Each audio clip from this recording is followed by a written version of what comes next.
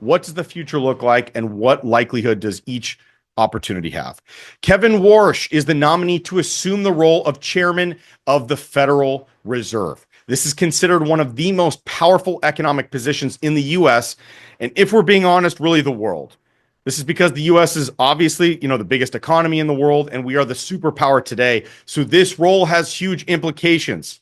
But Warsh's path to power is not completely clear today, and he does face several obstacles to his confirmation as Fed chair.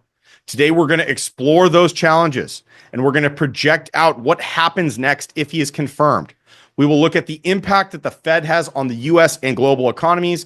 We will evaluate how Warsh will bring his perspective to the role of Fed chair.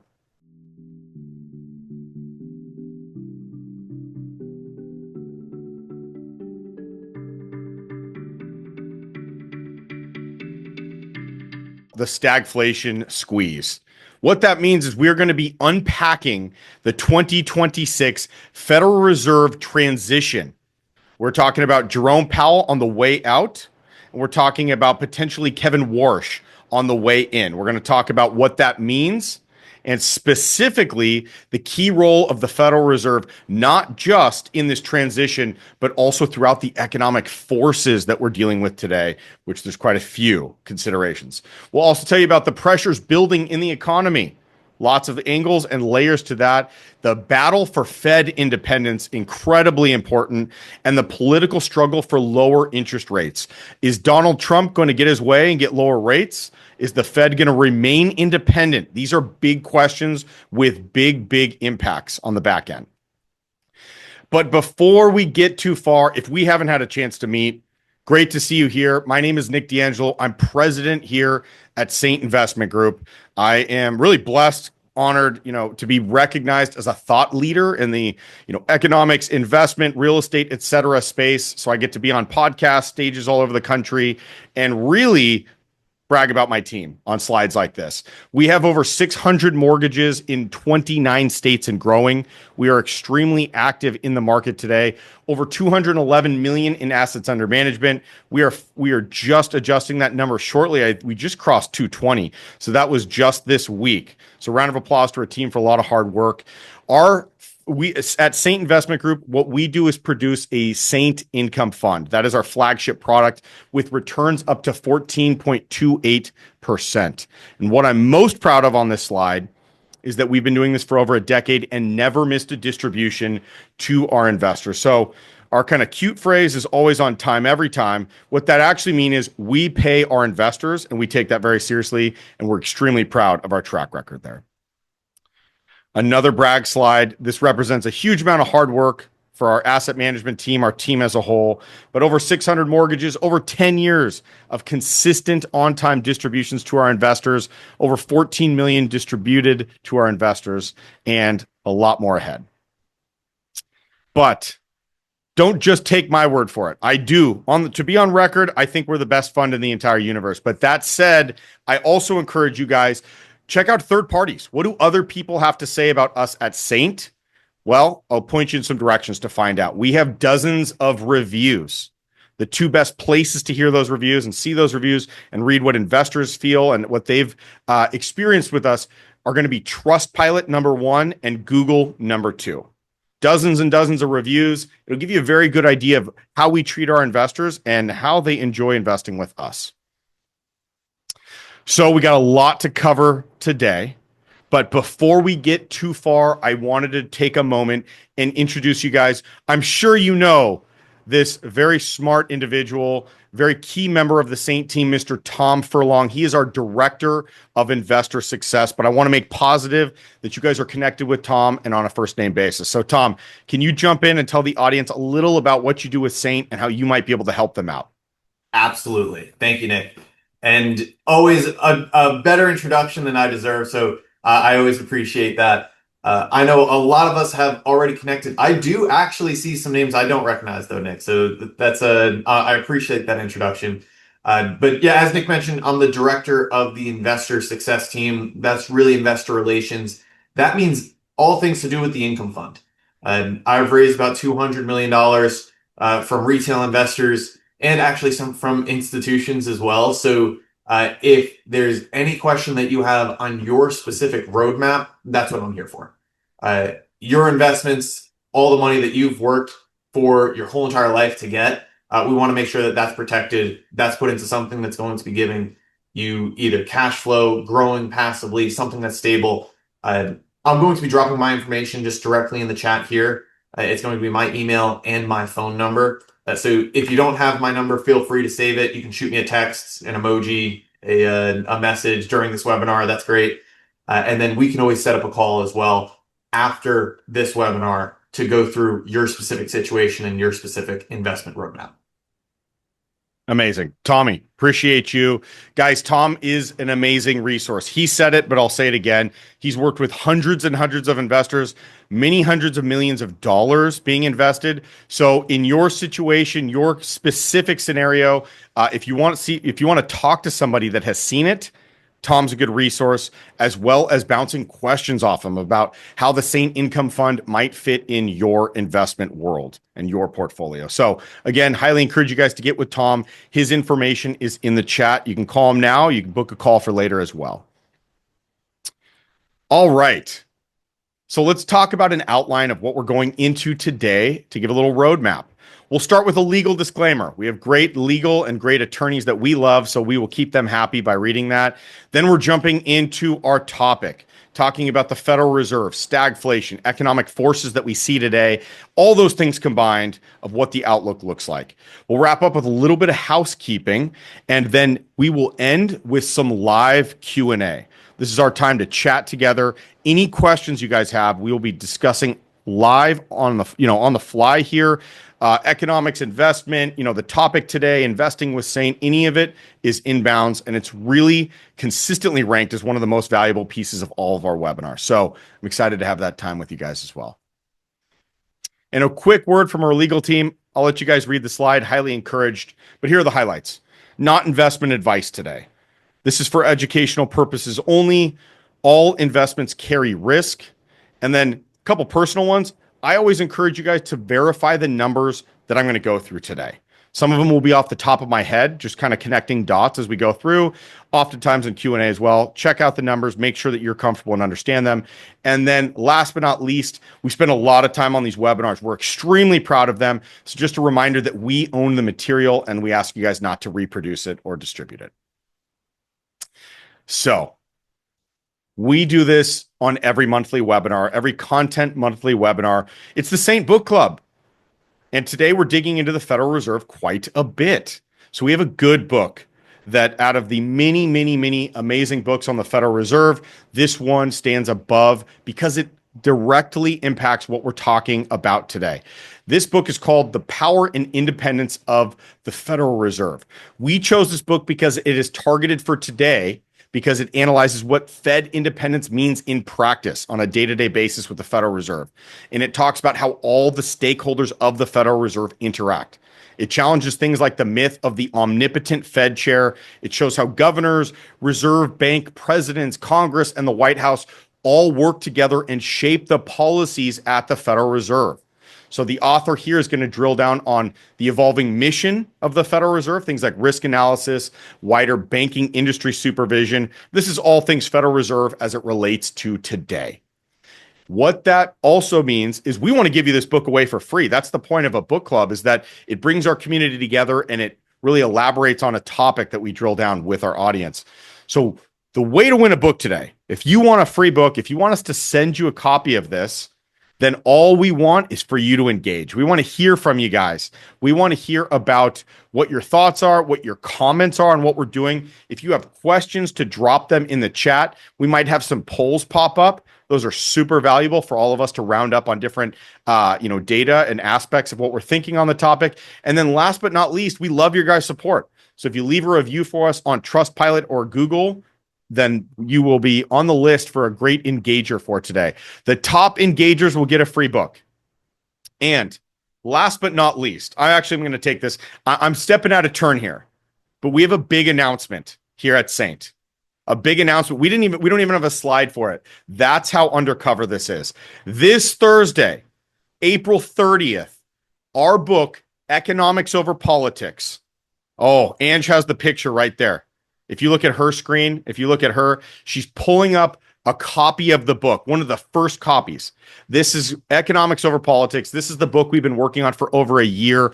The goal is to drill down, remove the politics of all the different economic discussions we see today, and get to the biggest topics that are in the world, that are, specifically in the US today, what wheels are turning, what's affecting us as Americans the most, and most importantly, how do we use data to resolve these things? These are things like debt. These are things like the affordability crisis, major topics that are extremely detailed and drilled down, charts, graphs, solutions, breakdowns, etc. This Thursday, you'll see an email from us announcing our book launch, but you guys are the first to hear it. So we would love your support. It will be on Amazon. It will be a bestseller. Right now, we're ranked #1 on our ebook, but the paperback goes live on Thursday, and that's what I'm most excited about. So keep an eye out for that, guys. We appreciate your support. Can't wait for you guys to get your feedback on it. All right. Housekeeping out of the way. Let's jump into a fun topic. Let's talk about the Federal Reserve. What's going to happen at the Fed after Jerome Powell leaves? Will Warsh change the rate path? What does the future look like? And what likelihood does each opportunity have? Kevin Warsh is the nominee to assume the role of chairman of the Federal Reserve. This is considered one of the most powerful economic positions in the US, and if we're being honest, really the world. This is because the US is obviously, the biggest economy in the world, and we are the superpower today. So this role has huge implications. But Warsh's path to power is not completely clear today, and he does face several obstacles to his confirmation as Fed chair. Today, we're going to explore those challenges, and we're going to project out what happens next if he is confirmed. We will look at the impact that the Fed has on the US and global economies. We will evaluate how Warsh will bring his perspective to the role of Fed chair. Some big questions. Can he safeguard the traditional independence of the Fed from the ongoing political pressures, whether that's Trump or whether that's someone else? Can he maintain data-driven decisions that will lead to long-term stability? Will he choose short-term market benefit over long-term currency stability? We will dive into all of these today.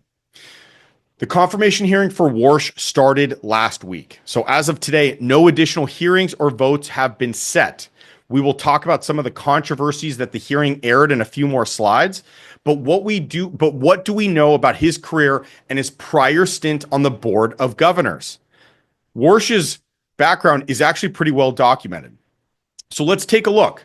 First off, Warsh is well educated. He received his bachelor's at Stanford and his JD at Harvard. So this is a good start.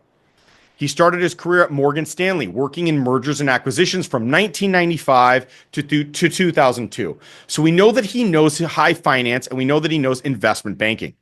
In 2002, he became special assistant to President Bush for economic policy and secretary of the National Economic Council. So we know that he has experience with policy and politics at a high level in the finance world. In 2006, he became the youngest ever member of the Federal Reserve Board of Governors at 35 years old. He also served before, during, and after the Great Financial Crisis. Ultimately, he left in 2021 from that role. So we know that he knows what policy looks like in times of economic crisis, and that he set records as a standout in the Fed world from a young age.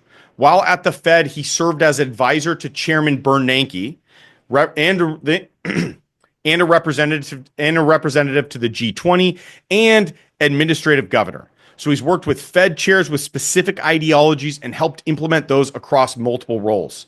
In 2010, he expressed public doubts about the planned quantitative easing, which was at the time the purchase of over $600 billion in treasuries, and then resigned shortly thereafter. So we know he's capable of having his own ideas that are also against the grain, even when his opinion is not appreciated. Okay? After the Fed, Warsh has lectured at Stanford and serves at the Hoover Institute, focused on monetary policy and financial markets. So he's also a thought leader to a degree. Warsh will also be the wealthiest Fed chair in modern history. Not counting his wife's wealth, he holds between 100 and 200 million in net worth. So he is accomplished and has achieved great things financially on his own. Some interesting notes about Warsh as well. One, he married into money. He married Jane Lauder, who is the heir to the Estee Lauder fortune. The Lauder family wealth is estimated at $33 billion. So Warsh also seems to have a strategic financial ability to pick wives well. That's a joke, by the way. Maybe a bad one. He invested heavily into hedge funds and similar ventures through the Duquesne family office, where he also worked. He still holds these funds, which also have stirred some controversy. He also has a broad portfolio of tech stocks and private equity holdings. And what we know is with a $200 million net worth, the market's doing well is likely very important to him. So what happens now? The confirmation hearing for Warsh started on April 21st. Senators grilled Warsh about several topics specifically. One, his significant financial assets, some of which are under confidentiality structures and not disclosed publicly. Warsh declined to answer whether the investment funds in which he invests are affiliated with any Trump family holdings, Chinese companies, Epstein-related holdings, or involved in money laundering. Warsh has promised to dispose of those assets if confirmed. Number two, whether he can remain independent of Trump. Warsh states that Trump has not even tried to get him to promise a rate cut, although President Trump has repeatedly made it clear that he expects the FOMC to reduce interest rates after Warsh is confirmed. This right here, guys, I want to drill down extremely focused on this. This right here. This is the biggest question that many people have, right? The biggest question many people have. Can Warsh remain independent of political pressures from Trump and other people in politics today? The matter of when Warsh likely gets confirmed is complicated by a feud between Powell and Trump. Powell plans to remain as chair until Warsh is confirmed, per the Fed's standing rules. That's normal business at the Fed. The Federal Reserve Act stipulates that upon the expiration of their terms of office, members of the board shall continue to serve until their successors are appointed and have qualified. This has long been interpreted to apply to the Fed chair as well. In fact, Jerome Powell served as interim for several weeks when his first term as chair ended, and prior to his confirmation for the second term. So in this case, Powell will likely stick around until Warsh or another takes the chair. So now that we have some background on Kevin Warsh, let's take a look at some of the differences between Chairman Jerome Powell and nominee Kevin Warsh. First off, Warsh believes the Fed has lost its way. This is a big statement. He views inflation not as an accident or as a cycle, but as a policy choice made by weak leaders. Throughout 2021, while the current Fed leadership was insisting that inflation was transitory, one of my least favorite phrases in the history of U.S. politics, U.S. Monetary policy. But during 2021, while they were saying inflation was transitory and due to supply chain issues, Warsh was practically screaming from the rooftops that they were wrong. In a Wall Street Journal op-ed at the time, he argued that by maintaining extremely low rates and aggressive asset purchases, even as financial markets were roaring back after COVID, the Fed was encouraging risk-taking and inflating asset prices. Warsh supporters use this example to disparage suggestions that Warsh will do Trump's bidding on interest rates. That's an important note. Let me jump in here. This is just my personal note. On this item, I could not agree more with Warsh on this topic. I believe the Fed overprinted massively during COVID. I believe they overreacted. I believe they created a huge spike in inflation, net. This was shown by their constant talk about inflation is transitory. And within 18 months, we saw inflation at 9.1%. We saw the cost of living massively spike. And we saw essentially the everything bubble. Do we all remember that? Where all assets seem to be priced at ridiculous values. So since 2020, here's a stat that makes me want to throw up, and I'll share it with you. Since 2020, the U.S. has printed over 80% of every U.S. dollar in history. This is, of course, going to have an impact. Here's one impact. If you had $1 in 1913, it would have the same value as $100 today. inflation is real and inflation is dangerous, frankly. So I personally am 100% in line with Warsh's statements here. And I think that the Fed and also Trump and Biden, by the way, both sides of the aisle, significantly overprinted during COVID and caused a lot of problems in our financial system. All right, next point. Warsh staunchly denies that he made any commitment to Trump about rates. Warsh has said, the president never asked me to commit to interest rate cuts at any particular meeting over the period of my tenure at the Fed. He didn't ask for it. He didn't demand it. He didn't require it, and nor would I ever have done so, end quote. Next, Warsh defends the Fed's needs for independence to a point. He believes that the Fed should be independent when it comes to monetary policy, although he does not think that statements of opinion from the president or other politicians threaten that independence. However, he stated during his confirmation hearing that the Fed is not entitled to the same deference regarding bank regulations and supervision policies and must cooperate with other government agencies. He has been clear about his intention to reduce the Fed's balance sheet. However, the means of doing so will involve changes to regulations, since regulations require banks to hold a set amount of reserves. If the president has a valid role in regulations, he would also have a voice in the Fed's actions as a lender of last resort in financial crisis. So he's a little bit on both sides of the aisle here. But let me say this, and again, weigh in on my opinion specifically on this one. I also agree, particularly with the idea that the Federal Reserve trimming its balance sheet is extremely important. The Federal Reserve used quantitative easing during the global financial crisis, and I believe that was probably needed. Okay, I'm a big fan of what they did during that time. But they also kept rates too low for too long, which leaves them with less room to lower rates for future crises. The Fed has also kept too many assets on their balance sheet, in my opinion, which has impacts in the markets beyond what a free market would operate normally with. So I believe personally that the Fed selling off parts of its balance sheet is a good thing and will allow the Fed the ability to do quantitative easing in the future if we needed it again, rather than the Fed having a massive balance sheet and manipulating the markets effectively when we are not in a crisis. That's my personal opinion. Again, just an input on an overlay of that.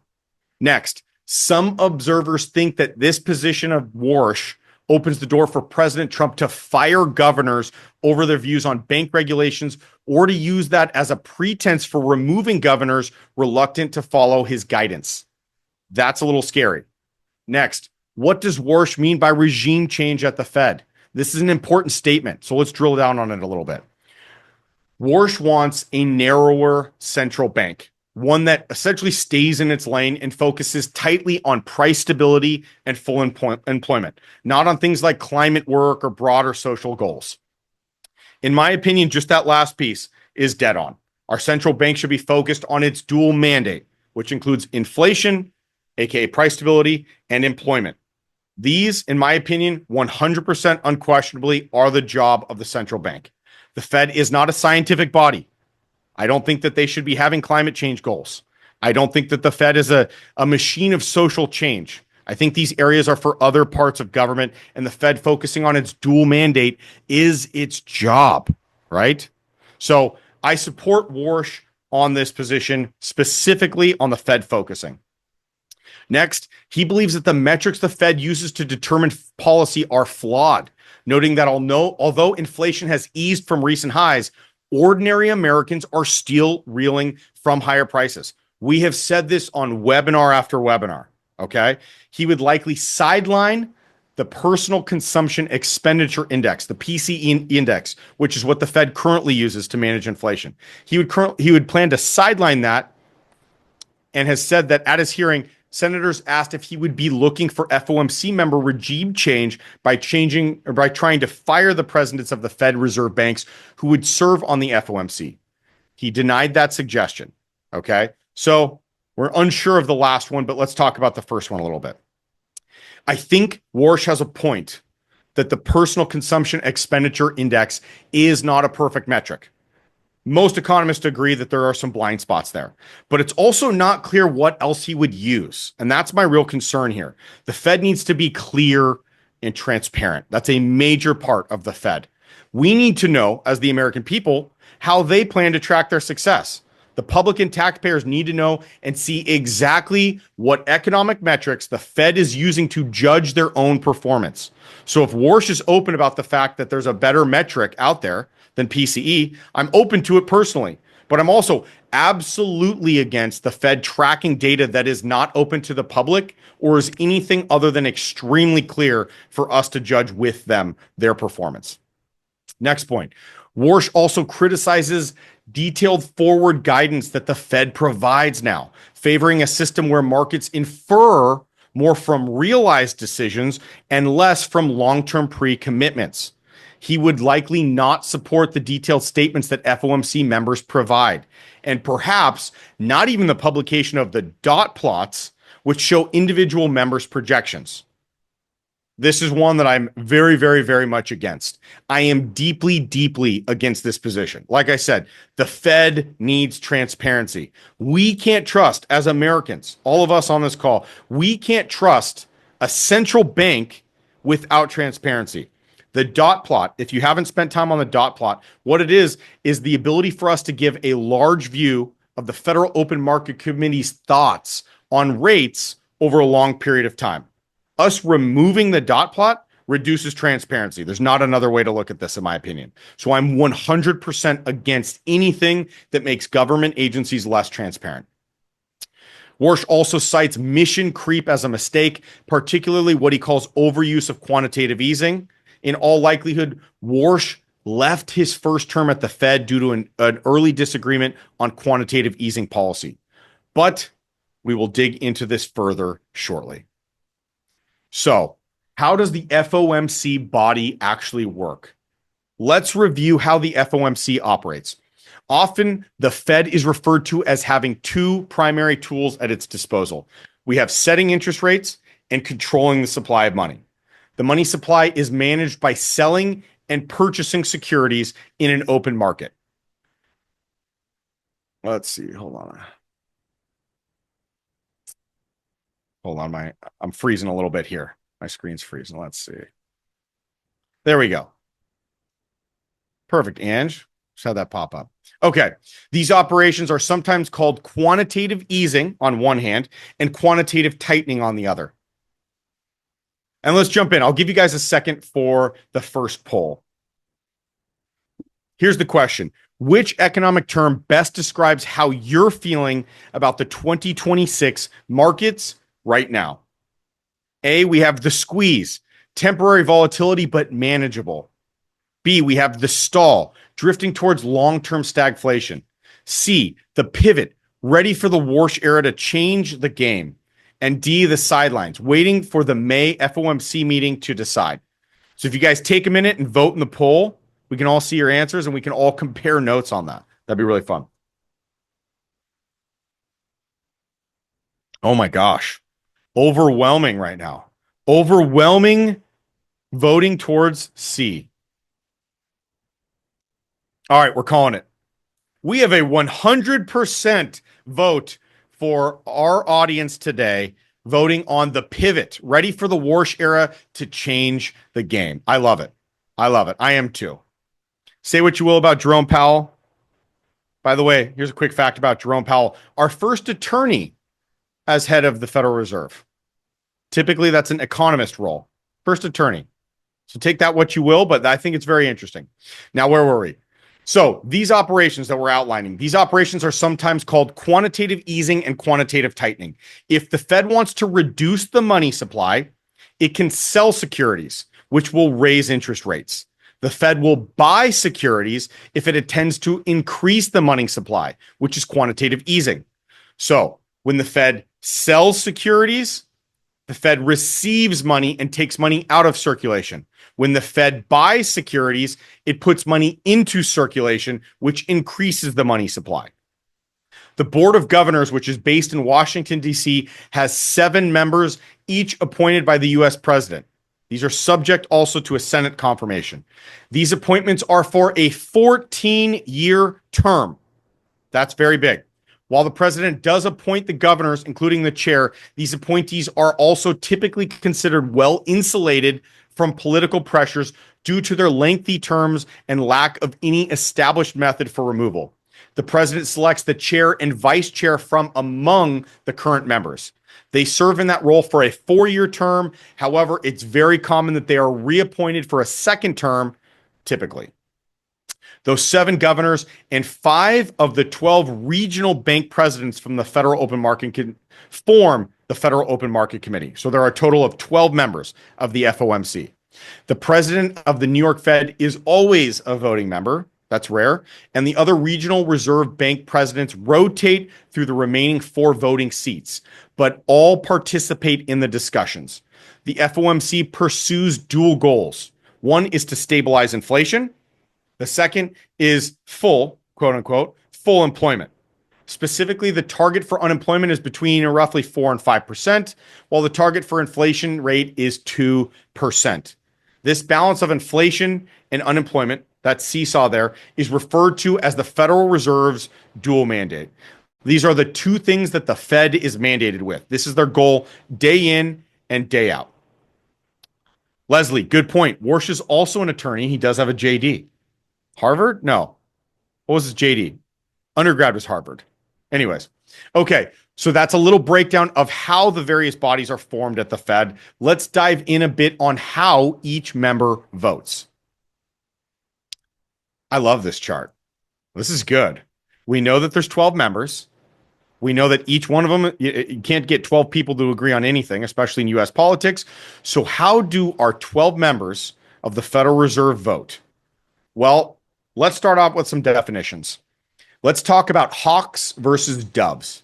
Again, the Fed has a dual mandate of balancing inflation versus unemployment. So how does this relate to hawks versus doves? Monetary hawks prioritize low inflation via high interest rates, while monetary doves prioritize low unemployment through low interest rates.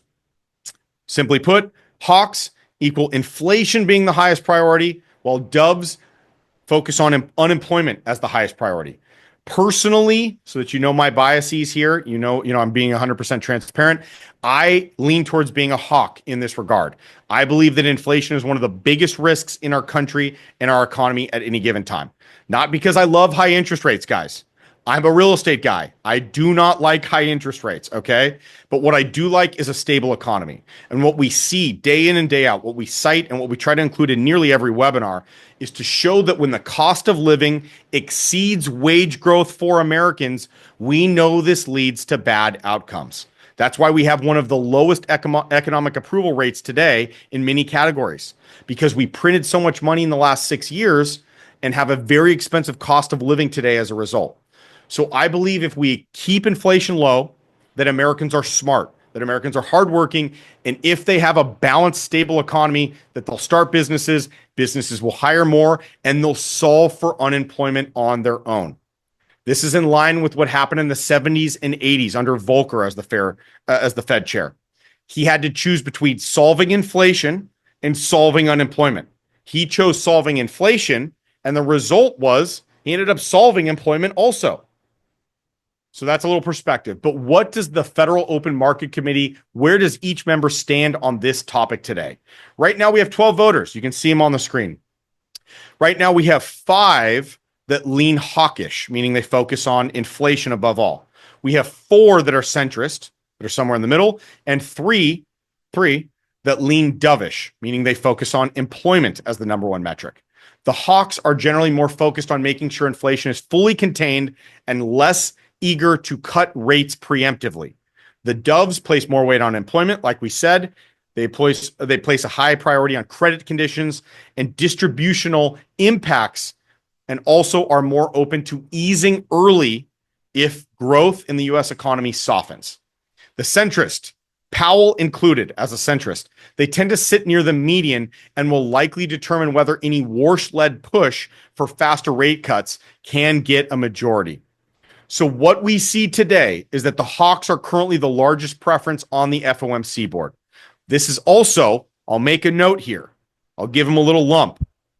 This is very interesting that we have more hawks than anything else, considering inflation is right around 3%, which is way above the target of 2% as part of their dual mandate. But I digress. Let's talk about current policy stance. The March 2026 summary of economic projections did not show a committee eager to rush towards easier policy. The median projected federal funds rate was at 3.4 for 2026, 3.1 for 2027, and 3.1 for 2028. This tells us that the FOMC is largely targeting keeping rates the same for the next several years.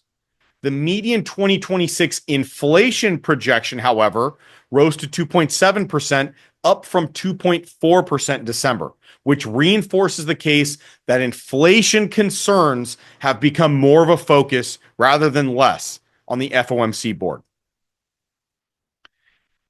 And the Fed, what can they do? What levers can they pull? Really, largely, there's two that the Federal Reserve can pull: rate change and their balance sheet. The Fed has more than one way to influence the economy. Two, to be precise. Interest rates are decided by the FOMC, with the chair having one vote among 12. However, the chair has a lot more control over the quantitative easing and quantitative tightening balance sheet decisions. This is amplified if the chair and Treasury Secretary are in sync. Warsh can guide how fast and in what ways the Fed shrinks holdings that the Federal Reserve has, while Bessent can adjust Treasury issuance. Quantitative easing and balance sheet policy are formally under the FOMC, but in practice, they're really more jointly produced, if you think about it. The chair produces and steers, and the committee votes, while the Treasury Secretary indirectly shapes quantitative easing by controlling how much short-term and long-term debt the government issues, and also by signaling how comfortable the Treasury is with Fed interventions that affect financing costs, to be real. A Warsh-Bessent pairing, therefore, has somewhat more leverage over quantitative easing and the balance sheet in combination, if they're in lockstep, than over the policy rate itself, because they can coordinate. That's an important point. On one hand, Warsh could guide how fast and in what maturities the Fed shrinks its holdings. And on the other hand, Bessent can adjust Treasury issuance to offset some of the impact of long-term yields. Also, the rollback of Basel liquidity rules, again, we're getting kind of into the weeds, but these are important notes. The rollback of Basel liquidity rules strengthens this approach by allowing the mega banks to hold slightly lower cash reserves. This allows the Fed to shrink its balance sheet without triggering a 2019 type funding spike. However, the lower reserves for banks, this is why we included this here, the lower reserves for banks also make the system much more sensitive to quantitative tightening and tightening of the system as a whole. Now, Warsh has criticized the Fed for overuse of the quantitative easing policy. He states that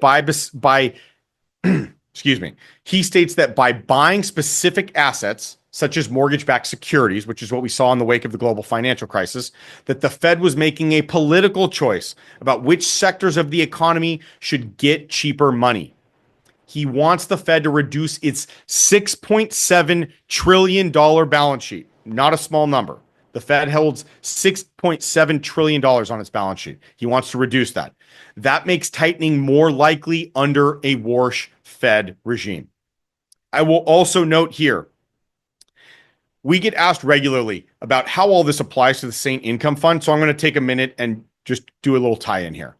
The Saint Income Fund is very active in the mortgage market. So if the Fed were to start selling off mortgage investments, which is a huge portion of their balance sheet, this would likely lower the cost of mortgages on the secondary mortgage market, which is where we buy and sell mortgages at Saint specifically. This would be a good thing for Saint. Okay, this would likely decrease the price that we pay for mortgages currently, while we also, in the US economy for single family homes, have the largest amount of homeowner equity in history. So if we in the Saint Income Fund are buying cheaper, are paying less dollars, are paying for less expensive mortgages, but still have the equity protection on the backside, which we do and is very stable in the marketplace, that bodes well for mortgage investors like the Saint Income Fund. So if the Fed were to sell off trillions of dollars in mortgages and lower the price of mortgages on the secondary market, we would likely see our returns go up, which would give our fund even more stability in the marketplace than we already have today, which is very stable and a huge margin there. All right, Let me grab a sip of water. I'm going to let you start thinking about how Iran affects the FOMC here as well.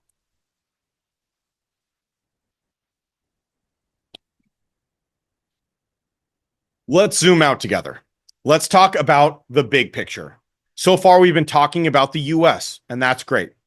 The US is my favorite country in the world. It's all of our favorite countries in the world. It's also where we invest, guys. That's the expectation. Really, that's largely our investment community. So it's a good place for us to focus. But what about the geopolitics and the impacts on the global economy and how they impact us? Specifically, how can the war in Iran impact the Fed and monetary policy that we have in the US? It turns out quite a bit. The Iran conflict raises the odds of an uncomfortable policy mix because energy-driven inflation can hit consumers, us, and business margins at the same time it actually slows economic activity. So it's a double punch there. In practical terms, that means the Fed could face a real, actual, legitimate stagflation risk in 2026, even if the economy is not yet in the 1970s style stagflation that we all saw back in the day.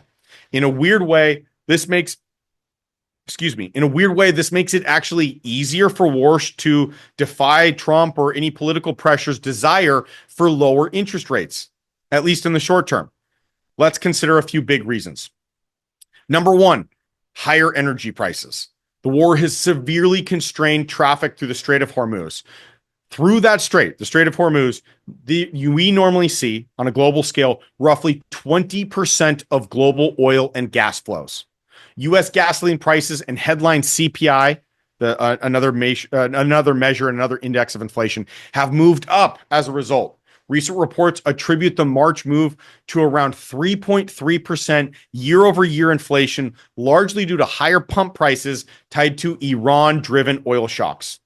We also see that forecasts now assume the war in Iran will add roughly 0.2 to 1.2 percentage points to U.S. inflation this year relative to pre-war projections. Those are big impacts. Number two, food and input cost pass-through. Disruptions in the region have pushed up fertilizer prices. While that might sound ancillary or way off the beaten path, this is big, and this has a big impact. Goldman Sachs estimates that this fertilizer price increase could drive up a roughly 1.5% increase in U.S. food prices this year.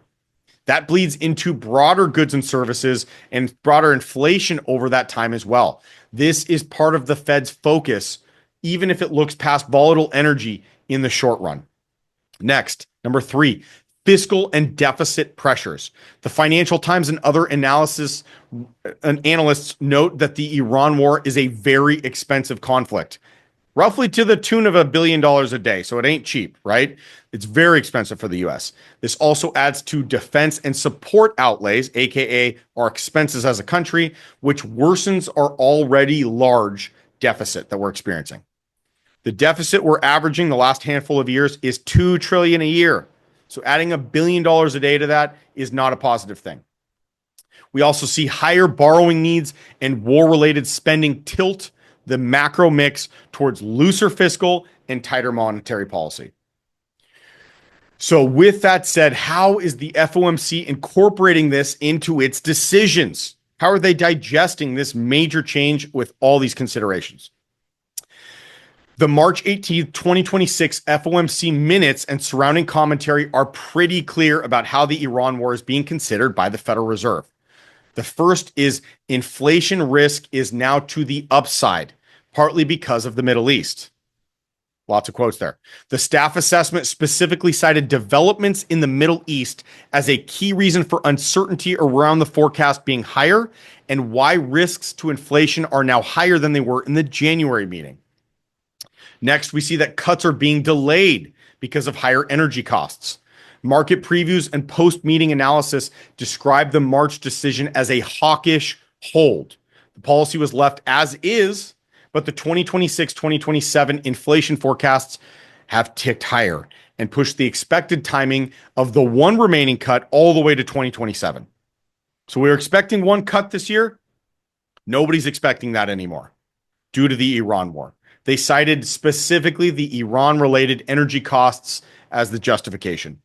Next, the Fed officials are explicitly tying their uncertainty to the Iran war. They're making it very clear. Neil Kashkari said the Iran conflict has heightened uncertainty around the economic outlook and made it much harder to predict the rate path. We also see other commentary. Things like Schwab, Cato Institute, lots of big names. They emphasize that while the Fed doesn't target oil per se, it must respond if higher oil and shipping costs spill into core inflation and expectations. Here's a side note. I believe this is the figure. For every $10 a barrel of oil increases, that has a 0.2 or 20 basis point increase in inflation in the United States. So while oil itself, we don't think about, oil itself specifically influencing Fed decisions. We know that oil impacts inflation, which then impacts Fed decisions. So in a weird way, oil prices are very connected to Federal Reserve decisions. Just a sidebar. Next, what is the net effect of FOMC behavior? All that to be said, what are they going to do with their behavior? What choices are they going to make? What this does is it makes officials less willing to cut rates quickly because each of the energy concerns are causing them to think inflation will increase. It seems they believe that 2% inflation is much further away. And with the data we just went through, it could increase by 1 to 2 points. That's a big jump. Increases the chance of higher for longer rates, even as growth softens, because the Fed will want clear evidence that the Iran shock is fading before they even considering lower any rates. Now, let's take a minute and look at a quick stagflation dashboard that we put together here. Overall, economists are framing the Iran conflict as adding risk the Iran conflict is adding the risk of stagflation. Reports say that the war raises the probability of U.S. recession to 30 to 40%. That's a massive increase here. That's a huge consideration. This is higher due to an increase in fuel and food costs specifically. These rising costs erode real household income and squeeze margins for businesses. Again, higher cost of living often leads to lower quality of life. At the same time, other forecasters are marking up inflation for 2026 above 4% in some scenarios, well above the Fed's 2% target. If we hit 4%, which would be twice the inflation rate that the Fed is targeting, that would be a huge deal and really bad for businesses and the economy. That combination, specifically higher inflation and weaker growth from a supply shock, this is exactly what makes an FOMC job harder. They have to decide between cutting rates to support growth, which will increase inflation, or they have to choose to stay higher on rates and defend against inflation, but risk tipping into a slow economy or even recession. In the 70s and 80s, stagflation, dealing with the stagflation issue of the 70s and 80s, Volcker chose higher rates to crush inflation. He had to make a tough decision. He went extreme on his rate increases. This led to brutal unemployment, but it did eventually balance. We will see what the current Fed chooses if they're forced into the same decision. In the March Fed meeting notes, voters reported that their view of economic conditions relative to stagflation risks. The primary concerns are, from the voters, inflation, weak growth, and softening labor markets. That's stagflation directly, by definition. Let's talk about the definition. Stagflation is designed specifically as economic stagnation, higher unemployment and slower economic growth, and rising inflation. All of these things together. The typical warning signs for stagflation include supply disruptions and rising energy costs. These are, supply energy costs and commodities. What this does is this feeds into higher prices across the broader economy. We also see warning signs including declining productivity and falling business confidence. We see some of that in the market today. We also see policy uncertainty or missteps that either fuel inflation or hobble economic growth. Continued GDP growth was seen as a contrarian indicator, while higher inflation and unemployment predict the risk of stagflation rising. The 1970s are the most commonly cited and really, frankly, extreme example of stagflation in the US. Oil shocks in 1973 and also 1979 and 1980 drove energy prices sharply higher, pushing inflation into double digits. At that time, what we saw was that the US inflation was above 10%. Brutal, insane levels, actually. While even in the UK, we saw 20% inflation at its peaks. At the same time, real growth was weak during this time and unemployment rose. US unemployment peaked around 9%, and the US economy saw repeated recessions. Policy was often pulling in different directions at the same time. We saw loose fiscal policy and inconsistent monetary tightening. What this did was contribute to wage price spirals. What this means is workers would demand higher wages to keep up with the high prices, and then firms would raise their prices again to cover the labor costs, and vice versa, and on and thereafter. What this ended up doing was lead to an upward inflation spiral. Higher costs led to higher wages led to higher costs. The cure was an extremely tight monetary supply. Raising rates enough essentially to trigger a recession is what Volcker had to do. The Fed under Volcker did this for as long as it took. It was a brutal course of action, but it also solved stagflation at that time. So all that to be said, the number one focus on webinars like these is building resilience in your portfolio. We've now seen the Warsh era, what that will likely look like. We now know that it's likely he will be confirmed even with some of the identified roadblocks in the way. We've seen that there are some great things about Warsh, and he has a fantastic pedigree. We've also seen there are concerns about transparency in some of the things that he said. That is a concern that I personally hold on that piece. But at the end of the day, we know that there are many things that could be pushing us to a stagflationary environment. One of the things, again, that we drill down on in every webinar is to create what we like to call an all-weather portfolio. What we see as the perfect all-weather portfolio in a lot of these circumstances, things we just went through, is a balance of fixed income in your portfolio and growth. That model of integrating the two. What we also see many of our best investors and more sophisticated investors do is root their investments in physical assets. Like we talked about, physical assets are what really were the shining star of the stagflation era that we just highlighted in the 70s and 80s. So that would be our big takeaway. From an investment standpoint, something to consider if we enter a little more stagflationary era is fixed income and growth, balancing each other in the portfolio, and rooting investments into physical assets that makes them a little more weatherproof if the weather gets a little choppy. So let's say you're looking into this a little more. Let's talk about what we see as an opportunity. Without a doubt, unquestionably, what we see as the biggest opportunity in the marketplace, and really, we practice what we preach. We do this day in and day out. The number one opportunity we see are single-family mortgages in the market today.